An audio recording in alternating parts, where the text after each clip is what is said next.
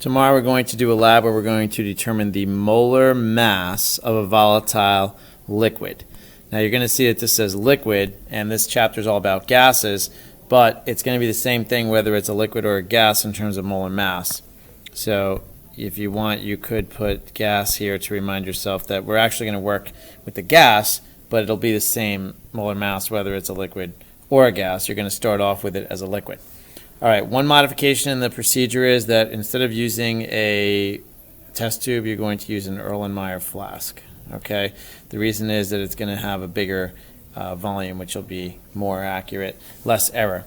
So let's talk about the mathematical equation we're going to use. We're going to use the equation molar mass equals dirt over P, which is not exactly what the lab that's typed up talks about, but that's what we're going to do. It's related to Pivner. You could derive this equation from PV equals nRT and density equals mass over volume. If you worked with these two equations, you could derive this equation right here. Okay, so what we're going to do is we're going to basically need to know the density of the gas, the temperature of the gas, and the pressure of the gas all at the same time in order to know the molar mass. We already know R, which is the constant, which you actually discovered in the previous lab, and that's going to be 0.0821, as you know. 0.0821. So we're going to basically get a snapshot, a chemical snapshot, like a picture. At that moment, we have to know the density, we have to know the temperature, we have to know the pressure. And don't forget what density is. Density is the grams per liter. So you need to know the grams, really, and you need to know the liters of the gas to get the density. So how we're going to do that is you're going to take your flask and you're going to use the volatile liquid inside it. Okay, so a couple of milliliters of that liquid. This is the unknown liquid. All right, you're going to have, let's say, 3 to 5 milliliters of this in here. And then you're going to have a foil cap. And that foil cap is going to have a pinhole. Just a pinhole that you're going to make with a needle. It's got to be tiny. The tinier the better. It's got to be really, really small, that hole, okay, that you're going to make with a needle. Barely see any light through it. So the whole idea is you're going to, in this flask, you want to get this liquid to turn into a gas. So you want this to evaporate and fill up the whole flask. So how you're going to do that is you're going to put it into a hot water bath. So you put it into a hot water bath that you could just get from the tap. Make sure that the liquid of the water does not go above the foil. Okay? And what's going to happen is this gas is going to, or liquid rather, is going to turn into a gas in the hot water bath. Okay? So this is where you're going to have your snapshot. The moment when all this liquid turns into gas, and of course it's going to come out of the hole as well. It's going to effuse out of the hole in the foil.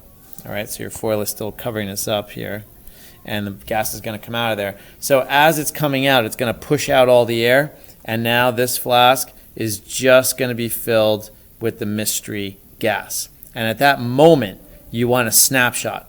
At that moment, you want to know how many grams is in here, how many liters is in here, what is the temperature in here, what is the pressure. So let's start with the easy ones. Temperature and pressure are easy because the temperature is just going to be the temperature of the hot water bath.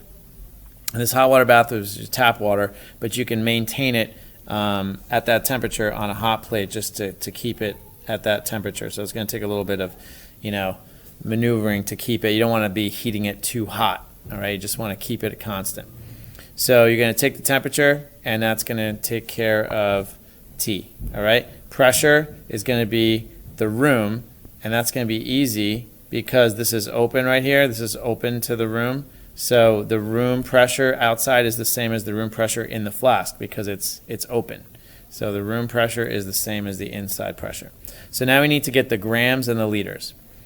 The grams, what you're going to do is you're going to take this flask once it's completely filled with vapor, and you're going to immediately put it into a cold ice water bath. So the cold bath is going to be an ice bath right here. All right. And that's going to condense the gas into the liquid. Okay, so you still have cover with foil here. And all that gas is going to turn back into a tiny little bit of liquid, not nearly as much as you had before. You started with 3 to 5 milliliters. You're going to have way less than that at the end because most of it went out of the hole. Okay, so once that's done, you want to take it out. You want to dry it.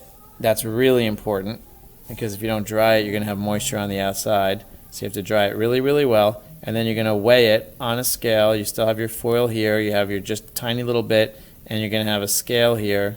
And you're going to figure out how many grams that is. Okay, before the lab, you weighed the flask and the foil by itself. Now you weighed the flask and the foil with the condensed liquid. It came from a gas. So even though you're weighing a liquid, this liquid represents all of this gas right here. Okay, so all this gas turned into that amount of liquid. So what I'll do is I'll actually do it in the green just to remind you that that's that tiny little bit of gas that condensed, where the red was the original amount of like a couple milliliters. All right, so most of it went out of the hole right over here, but this green, just the part that filled it, condensed right here. And now you're going to read the grams and then subtract to get the grams of this. So that's going to help you with your formula.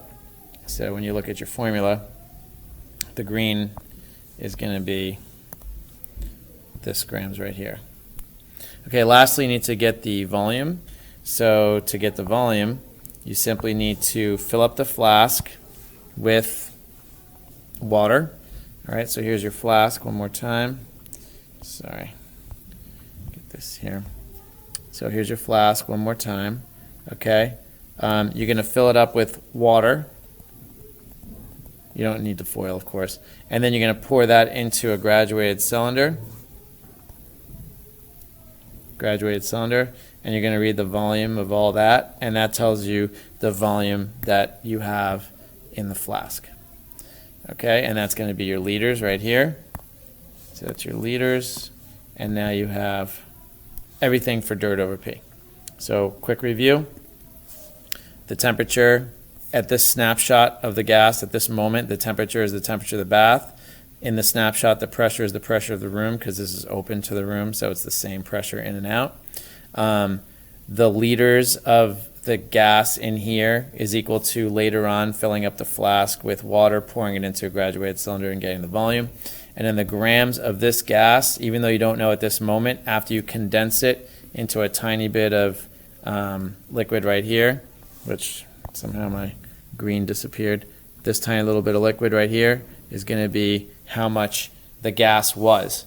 So the mass of the gas is going to be equal to the mass of the condensed gas into liquid, and that's going to be your G, and then you're going to find your molar mass of your gas.